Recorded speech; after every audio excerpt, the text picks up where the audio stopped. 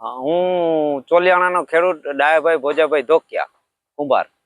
મારે 2 એકર ને 2 ગુંઠા એટલી જમીન છે અને મારે પાક સંગ્રહ જે સ્ટ્રક્ચર બનાવેલું છે તે મુખ્યમંત્રી શ્રીના જે ખેડૂત વિકાસના 7 પગલા એ અંતર્ગત મારી અરજી પાસ થઈ અને એની જે ગ્રામ સેવક શ્રીએ મને કીધું કે આટલી લંબાઈ પહોળાઈ ઊંચાઈ એ મેન્ટેન કરવાની છે અને નેટ કેમેરાથી તમારે જીપીએસ થ્રુ ફોટા પાડવાના છે.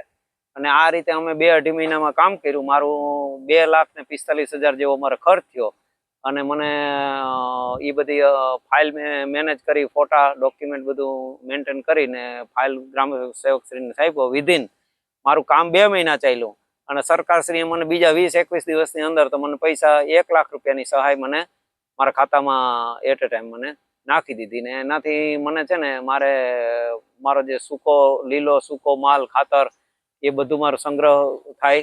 પછી આપણે જે રો મટીરિયલ હોય તે, પછી મારા ગાયનો પશુ ચારો છે એ બધું અંદર રહીએ અને મારા મજૂરને અડધામાં મારા મજૂરને હું રહેવા દઉં. એટલે મને તો બહુ ઉપયોગી થયો અને મને એમાં ઘણો બધો ફાયદો થયો એમ, અને હું એનાથી ખુશ છું.